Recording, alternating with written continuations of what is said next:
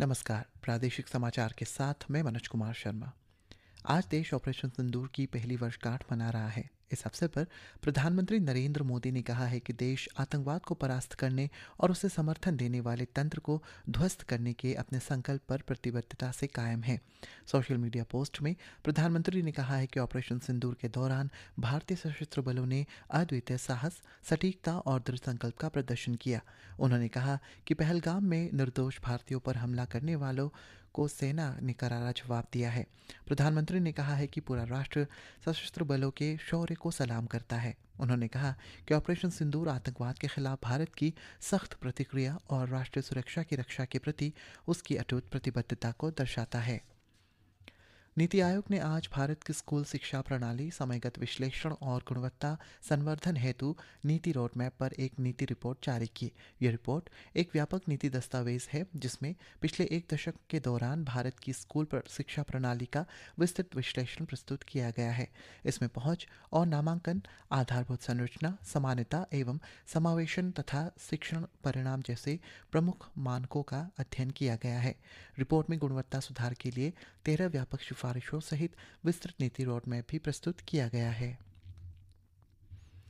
राज्यपाल lieutenant general retired KT. Parnaik ने विश्व रेड क्रॉस दिवस के विशेष अवसर पर Indian red cross society Arunachal Pradesh राज्य शाखा के सदस्यों एवं स्वयंसेवकों सहित मानवीयता की सेवा में समर्पित सभी लोगों को हार्दिक शुभकामनाएं दी है। उन्होंने आशा व्यक्त की है कि इस वर्ष की थीम कीपिंग ह्यूमैनिटी अलाइव और यूनाइटेड फॉर ह्यूमैनिटी विश्व भर में रेड क्रॉस आंदोलन की करुणा, एकजुटता और निस्वार्थ सेवा की भावना को और सशक्त करेगी। अपने संदेश में राज्यपाल ने कहा है कि विश्व रेड क्रॉस दिवस मानवता, निष्पक्षता, तटस्थता और स्वेच्छा सेवा जैसे महान आदर्शों के प्रति हमारी प्रतिबद्धता को नवीनीकृत करने का अवसर प्रदान करते हैं।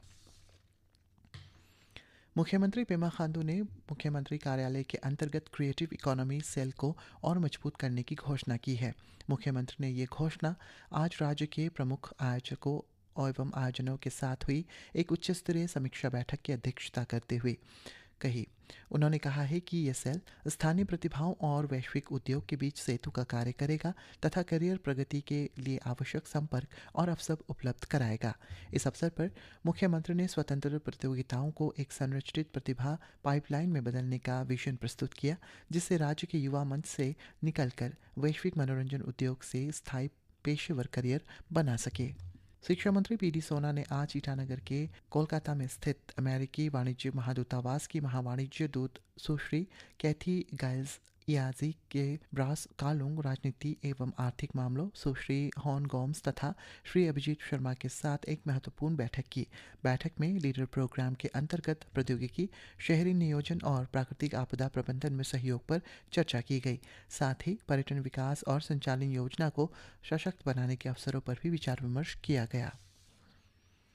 अग्निशमन एवं आपातकालीन सेवा विभाग ने अपने सिंगल विंडो क्लियरेंस सिस्टम को संचालन शुरू कर दिया है। इस पहल के लिए विभाग को बधाई देते हुए गृह राज्य मंत्री मामा नातुंग ने आज सोशल मीडिया पोस्ट में लिखा है कि यह पहल अरुणाचल प्रदेश में पारदर्शी और तकनीक आधारित शासन व्यवस्था की दिशा में एक महत्वपूर्ण कदम है। उन्होंने लिखा है कि यह पहल राज्य सरकार की डिजिटल गवर्नेंस को मजबूत करने और सभी विभागों में 100% ई ऑफिस प्रणाली लागू करने की प्रतिबद्धता को भी दर्शाती है। पूर्वोत्तर भारत में बौद्ध सर्किट के विकास पर 2 दिवसीय क्षेत्रीय कार्यशाला आज तवांग स्थित विवांता तवांग में संपन्न हुई। ये कार्यशाला अरुणाचल प्रदेश सरकार के पर्यटन विभाग, south Asia women's network SWAN और तवांग जिला प्रशासन के संयुक्त तत्वाधान में आयोजित की गई। कार्यशाला का मुख्य उद्देश्य नेपाल, भूटान, श्रीलंका और भारत के प्रमुख बौद्ध स्थलों को जोड़ते हुए महिला नेतृत्व आधारित ग्रामीण पर्यटन मॉडल के माध्यम से एक सशक्त बौद्ध पर्यटन सर्किट विकसित करना था। इस पहल का लक्ष्य सतत आजीविका को बढ़ावा देना, सांस्कृतिक विरासत का संरक्षण और क्षेत्रीय सहयोग को मजबूत बनाना है। और वाइब्रेंट विलेज कार्यक्रम के तहत वर्तमान में जवाहर नवोदय विद्यालय मैकडोंग में चल रहे एनसीसी शिविर में भाग ले रहे एनसीसी कैडेट्स ने कामले जिले के मैकडोंग गांव का शैक्षणिक एवं सांस्कृतिक भ्रमण किया। ये भ्रमण one Arunachal Pradesh battalion NCC के commanding officer ANO CTO Ajay तथा एनसीसी के PI स्टाफ के नेतृत्व में आयोजित किया गया। इसी के साथ ये समाचार बुलेटिन समाप्त हुआ। नमस्कार।